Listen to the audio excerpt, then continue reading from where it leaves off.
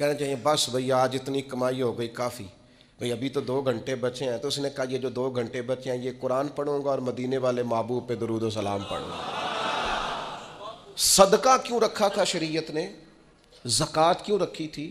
اللہ کے بندے ہیں، اللہ اپنے بندوں کی اپنے فضل سے ان کو رزق دیتا ہے، لیکن کیوں رکھا تھا صدقہ؟ کہ یہ مال نکل کے ذرا باہر جائے تاکہ یہ جگہ نہ پکڑے دل میں، تاکہ دوسروں کے حق میں طبیعت نرم ہو. لیکن آپ دیکھ لیں جہاں جہاں مال کی محبت آئی ہے، جہاں جہاں مال کا پیار آیا، وہاں حالات اور سے اور ہو گئے، خراب سے خراب ہو گئے، بد سے بدتر ہو گئے. اور پھر ہمارے بزرگوں نے لکھا کہ یہ جو اقتدار ہوتا ہے اس میں بھی بہت سخت ہو جاتے ہیں لوگ. چلے دعا مانگنے لگا ہوں، آمین کہنا، اللہ کرے میری قوم جاگ جائے، آمین تو کہتے ہیں. میں پہلے بھی کہتا رہتا ہوں، پھر کہہ رہا ہوں، کبھی آپ سوچیں گے، ایک وقت آئے گا کہ سوچیں گے بھلا ہم کیا کہا کرتے تھے. ہم اس دور میں تبلیغ کر رہے ہیں جس دور میں سوتوں کو نہیں جگانا پڑتا. ہماری مشکل یہ ہے کہ ہمیں جاگتوں کو جگانا پڑتا ہے. جاگتے لوگوں کو جنہیں سارا پتہ ہے، شعور ہے، عقل ہے، ان کو جگانا پڑ رہا. ہم زیادہ مشکل میں. میرے عزیز، اقتدار کی جنگ لوگوں کو سخت کر دیتی ہے، یہ یاد رکھنا. کرسی پر پہنچنے کے لیے لوگ کچھ نہیں دیکھتے. اقتدار کی خاطر لوگوں نے حد نہیں کر دی دنیا کو قتل کرنے والی. بم مارتے وقت سوچا کبھی انہوں نے کہ کتنی ماؤں کی گود اجڑے گی، کتنے بچے یتیم ہوں گے، کتنی عورتوں کا سہاگ اجڑے گا؟ انہیں غرض نہیں تھی، وہ تہ و بالا کرتے گئے بستیوں کو، اجاڑتے گئے آبادیوں کو. خدا کرے کہ یہ قوم سمجھے، اقتدار کے لیے لوگوں نے، بیٹے نے باپ کو قید کر دیا، باپ کو کہ میری باری نہیں آنے دیتا. پڑھے آپ تاریخ اٹھا کے. اقتدار کی خاطر بھائی نے بھائی کو قتل کیا کہ یہ میرے رستے کی رکاوٹ بن رہا ہے. آپ کیا سمجھتے ہیں کہ استعمال نہیں کیا جاتا آپ کو اور ہمیں؟ لوگوں نے اپنے رستے میں آنے والے سگے خون کے رشتے کاٹ کے رکھے. اتنے سخت ہو گئے لوگ، صرف اقتدار چاہیے تھا. اور میرے رسول پاک صلی اللہ تعالی علیہ وسلم نے صحابہ سے فرمایا، کسی قوم میں جہاد کے لیے جب جانا نا تو وہاں جو سرسبز درخت ہو وہ درخت نہ کاٹنا، وہاں کے فصلیں نہ تباہ کرنا، عورتوں اور بچوں پر اور بوڑھوں پر جب تک ہتھیار نہ اٹھائے حملہ نہ کرنا. کیوں؟ کہ اسلام جو جنگ کرتا ہے وہ جنگ بھی اللہ کے دین کی حکومت قائم کرنے کے لیے کرتا ہے. انسانوں کے اقتدار کی جنگ نہیں ہوتی کہ فلاں کو مسلط کرنا ہے تو فلاں کو مسلط کرنا. اقتدار کا مزاج ہی یہ ہے. حکومت ہی کر رہا تھا نا ہلاکو خان، ایک کرسی چاہیے تھی نا، تو دجلہ کی نہر کا اس نے یہ حال کر دیا تھا کہ لوگ جو وہاں جاتے تھے وہ کہتے تھے ہمیں لگتا تھا یہ پانی نہیں بہتا، خون بہتا ہے دریائے دجلہ میں. خون ہی خون، دریا اور نہر خون سے بھر گئی. اور انسان کی کھوپڑیاں کاٹ کے، یہ ہم نے بھی یہاں مینار بنایا ہے تو ایک ترتیب ہے کہ اتنا اونچا مینار چلا گیا. انسانوں کی کھوپڑیاں کاٹ کے اس نے کہا ان کا مینار بناؤ. کیوں؟ مجھے حکومت کرنی ہے. لوگوں کے دلوں میں رعب ڈلے گا، نہ سمجھ آئے تمہیں، اور ابھی بھی خبر نہ پتا چلے کہ لوگ اقتدار کے لیے کیا کرتے ہیں. آؤ پھر تمہیں دمشق کے بازار میں لے چلوں. حسین ابن علی کا سر نور، آج اگر سب کو پتا ہے کہ یہ جنتی جوانوں کے سردار ہیں تو شمر کو نہیں پتا تھا، عبید اللہ ابن زیاد کو نہیں پتا تھا، یزید کو نہیں پتا تھا. لیکن حسین ابن علی کا سر انور نیزے کی نوک پہ چڑھ گیا اور دمشق کی گلیوں میں وہ پھرایا گیا. کیا چاہیے تمہیں؟ وہ تم نے اولاد رسول ہی ساری شہید کر دی، حضور کے جگر پارے تڑپا دیے. آخر کیا چاہیے تھا؟ تو پلٹ کے دیکھ لو تو جنگ کرسیوں کی نکلی. کسی کو کوفے کی گورنری چاہیے تھی، کسی کو رے کی حکومت چاہیے تھی، کسی کو حمص کا صوبہ چاہیے تھا، کسی کو دمشق کی حکومت چاہیے تھی، کوئی پورا اقتدار چاہتا تھا. اقتدار کے اس نشے میں تو رسول اللہ کی اولاد آئے تو لوگ نہیں دیکھتے، تو تیرے میرے بچوں کو دیکھیں گے، ہماری اولادوں کو دیکھیں گے. پتہ نہیں کب شعور کی آنکھیں کھولو گے، پتہ نہیں کب سوچو گے، کب سمجھو گے، کس وقت چیزوں پر غور کرو گے.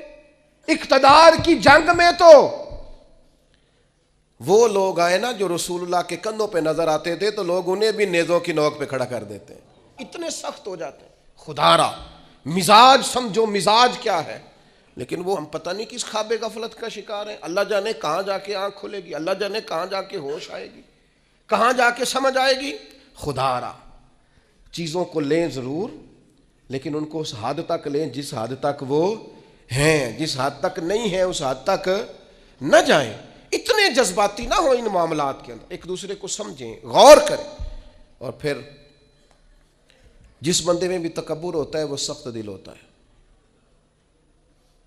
جس میں بھی ہوتا ہے۔ برادری کا تکبر ہو کہ میں چودھری صاحب ہوتا ہوں وہ بھی ڈاڈا ہے، علاقے کا تعصب ہو اس کے اندر کہ میں فلاں علاقے کا ہوں تو وہ بھی سخت ہے، علم کا تکبر آ جائے وہ بھی سخت ہے۔ اس کو یہ پتا ہو کہ میری بڑی پذیرائی ہے اور مجھے بڑی دنیا جانتی ہے اور میں بیٹھ جاؤں تو پھر بھی بڑی بات رش ہوتا ہے، اور میں چلوں تو وہاں بھی اللہ ماشاءاللہ خدا معاف کرے تکبر آتا ہے۔ کوئی بھی ایسی چیز جو دماغ پہ سوار ہو جائے وہ متکبر کرتی ہے انسان کو۔ یہ چیزیں اپنے سے جیسے جیسے دور کریں گے ویسے ویسے عاجزی نصیب ہوگی، اور جیسے جیسے عاجزی نصیب ہوگی ویسے ویسے دل نرم ہوگا، اور جیسے جیسے دل نرم ہوگا رب کی مخلوق کا پیار بھی آئے گا، رسول اللہ کے دروازے کی گدائی بھی آئے گی۔ اور ایک بات اور ہمارے بزرگوں نے لکھی ہے کہ جو مفادات کی جنگ ہوتی ہے نا، مفادات کی جنگ وہ بھی دل کو سخت کرتی ہے۔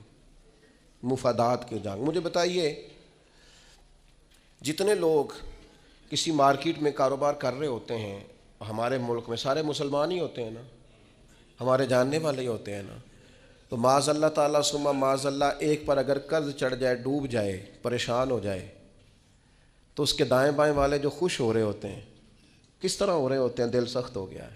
جنگ مفادات کی، اب زیادہ گاہک میری دکان پہ آئے گی۔ مفادات کی جنگ طبیعت کو سخت کرتی، جہاں جہاں بھی انسان کا مفاد وابستہ ہوتا ہے وہاں۔ میں عرب شریف میں تھا تو ایک دوست مسجد نبوی شریف میں ملے اور بڑے درد سے روئے، بڑی تکلیف میں تھے۔ ایک تو بندہ پردیس میں گھر سے دور، اور پھر اگر آزمائش میں ہو تو پھر شالہ پردیسی کوئی بھی نہ تھی، ککھ جنا تو پارے تو تاڑی مار اڑا نہ باہو اچھی تے اگے ہی اڈن آ رہے۔ وہ کہنے لگے ہمارا سپروائزر لاہور کا ہے، پاکستانی ہے، مسلمان ہے، اپنا ہے، اور جس شخص کے پاس ہم کام کرتے ہیں وہ صرف اپنے آپ کو گڈ بک میں رکھنے کے لیے نا ہماری غیبتیں کرتا ہے۔ وہ جب کہتا ہے نا یہ 10-15 لوگ تیرے وفادار نہیں، تو اب جو مالک ہے عربی اس کی نظر میں وہ بھلا ہو جاتا ہے، کہتا ہے کچھ بھی ایسا نہیں ہے، لیکن یعنی اس کو ضرورت بھی نہیں۔ ہم مزدوری کا کام کرتے ہیں، وہ ظاہر آفیسر ہے ہمارا، اس نے وہ مزدوری نہیں کرنی، وہ کیا کرتا ہے، وہ صرف اس کی گڈ بک میں نا اپنا تھوڑا سا نفع لینے کے لیے وہ سب مزدوروں کے ساتھ زیادتی کرواتا ہے۔ وہ کہتا ہے ایسے لوگ بھی تھے جو بیچارے گھر سے اپنا پلاٹ بیچ کے آئے، لیکن ان کی نظر ہو گئے، واپس جانا پڑا۔ وہ بیچارے صبح تلاش کرنے آئے تھے لیکن مزید اندھیرے میں الجھ گئے، ایک بندے کے مفادات کی جنگ لڑنے کی وجہ سے۔ ہم مفادات کی جنگ لڑتے ہیں، ہماری طبیعتیں سخت ہو جاتی ہیں، ہم پیار نہیں کرتے، حالانکہ دنیا میں جس قدر بھی لوگوں نے ترقی کی ہے وہ اس طرح کی ہے کہ ایک دوسرے کا بازو تھاما ہے، سپورٹ کیا ہے، ایک دوسرے کو آگے لے کے چلے۔ ان کا طریقہ ہے کہ وہ کہتے ہیں آؤ ملو، ایک دوسرے کو تھامتے ہیں تاکہ سب کو آگے لے کے چلتے ہیں۔ کیا کیا تھا نبی کریم علیہ السلام نے ہجرت مدینہ کے وقت؟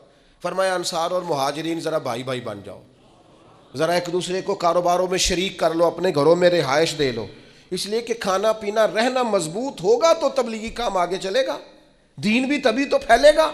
لیکن ہمارا مزاج اتنا سخت ہو گیا ہے، طبیعت اتنی سخت ہو۔ میں نے پہلے بھی ایک دفعہ کہا تھا، پھر کہتا ہوں، میں نے یہ دور دیکھا ہے، یتیم ہو جاتے ہیں نا کسی کے بچے تو 2-3 مہینے لوگ آ کے پوچھتے ہیں کوئی حکم ہوا ہے تو دسیا جائے، پھر 4-5 مہینے گزرتے ہیں، کہتے 4 بھرا نے کام کیوں نہیں کرتے، محنت کرن نہ نالے کوئی ابا انجی تیرے اندر ٹر گیا، بڑا کوئی چھڑ کے گیا ہے۔ لوگوں کی اسی وقت طبیعت سخت ہو جاتی ہے، اور بعض باتیں آپ کو ایسی بھی سننی پڑتی ہیں کہ وہ کلیجہ کاٹ کے لے جاتی ہیں کہ یار یہ تو بات ہی نہیں تھی جو انہوں نے کر دی، وہ جی فلانی جگہ فلاں پلاٹ تھا وہ کدھر گیا، وہ سنا ہے فلاں جگہ۔ اچھا بہت ساری ڈھیر ساری ایسی باتیں دنیا میں عام ہوتی ہیں جن کا سرے سے کوئی وجود ہی نہیں ہوتا، اور کسی کو وہ بات کرنے دیکھیں اگر کسی کے بچے کوئی پلاٹ بیچتے ہیں تو پلاٹ ابے کا تھا، آپ ڈسکس کس لحاظ سے کر رہے ہیں بھائی؟ آپ کس لحاظ سے کر رہے ہیں؟ تکلیف پہنچائی جاتی، کیوں؟ دل سخت ہے۔ حالانکہ رسول پاک علیہ السلام کی بارگاہ میں حاضر ہو کے ایک شخص نے کہا تھا حضور دل بڑا ڈاڈا ہو گیا، اور صحابہ محسوس کرتے تھے، صحابہ اس بیماری کو سمجھتے تھے، یا رسول اللہ دل سخت ہو گیا، کیا کروں؟ فرمایا کوئی یتیم ملے تو اس کے سر پہ ہاتھ پھیرا کر، اللہ تیرے دل کو نرمی عطا فرمائے۔ یتیموں کے سروں پہ ہاتھ رکھا کر، قلب نرم ہوگا، دل نرم ہو۔ دیکھیں اللہ تعالیٰ نے حضور کو حوصلے کا پہاڑ بنایا ہے۔ نبی پاک علیہ السلام فرماتے ہیں سب سے زیادہ مشکلات مجھ پہ آئیں، لیکن جو رقت تھی نا حضور کی طبیعت میں، جو نرمی تھی، وہ اتنی انوکھی تھی۔ حضرت زید بن حارثہ رضی اللہ تعالیٰ عنہ شہید ہو گئے جنگ موتا میں۔ نبی کریم علیہ السلام ان کے گھر آئے، حضور صبر کا درس دینے والے، 500 کے قریب کم و بیش احادیث و آثار آپ کو ملیں گے صبر کے عنوان پر، 100 کے لگ بھگ آیات ملیں گی، حضور صبر کا درس دینے والے۔ لیکن کریم ان کے گھر گئے، ان کی بیٹی سرکار کے سامنے حاضر ہوئی تو بیٹی باپ کی یاد میں رو پڑی۔ حضرت سعد بن عبادہ کہتے میں بھی حاضر تھا، بیٹی روئی تو حضور بھی رو پڑے۔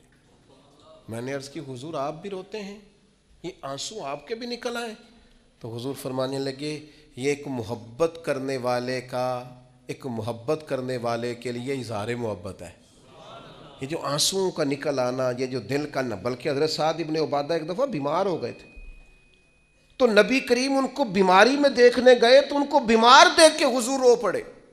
یار یہ حالت ہو گئی ہے اس کی، یہ نرم دلی نبی کریم کی، رقت قلبی، حضور کے قلب اطہر پر جو نرمی ہے، سخت نہ ہو،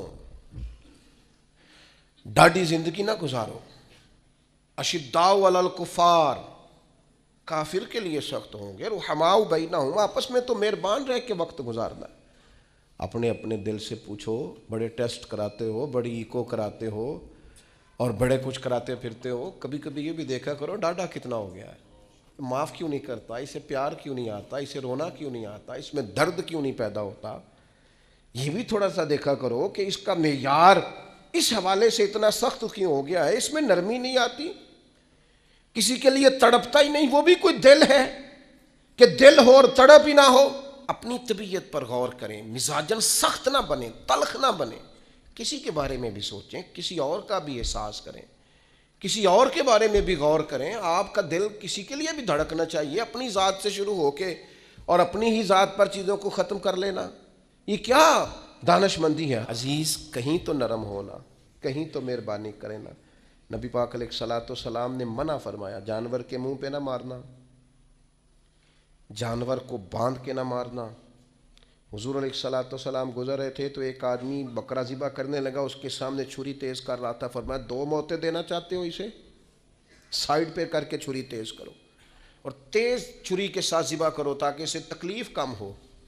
تو جو دین آپ کو کہتا ہے جانوروں سے بھی حسن سلوک کریں، وہ اگر مزاج اس طرح کا بنا لیں گے نا، میں دوستوں سے کہا کرتا ہوں ہمارے بچے ان سے پوچھے نا بڑے ہو کے کیا بنیں گے، وہ کہتے ہیں میں نے ڈاکٹر بننا ہے اور مخلوق کی خدمت کرنی ہے۔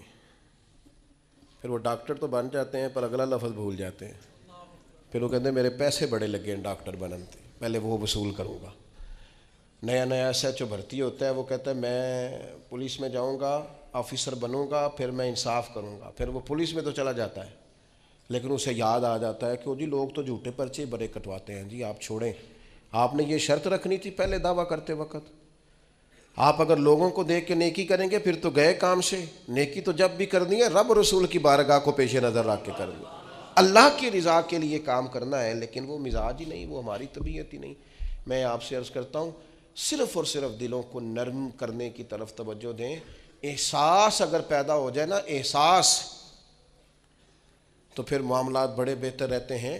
مشکلات آتی ہیں لیکن دل کو سخت نہیں کرنا، طبیعت کو کبھی بھی گھٹن والا نہیں بنانا، دل نرم ہونا چاہیے، ٹھنڈا ہونا چاہیے۔ اقبال کہنے لگے دل بیدار پیدا کر، دل بیدار پیدا کر، کہ دل خوابیدہ ہے جب تک، نہ تیری ضرب ہے کاری نہ میری ضرب ہے کاری۔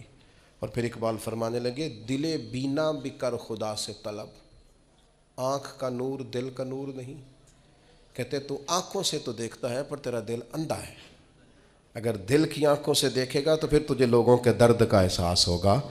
دل بینا بھی کر, دیکھنے والا دل پیدا کر, دل بینا بھی کر خدا سے طلب, آنکھ کا نور دل کا نور نہیں. اللہ تعالی ہمیں سمجھنے کی توفیق دے.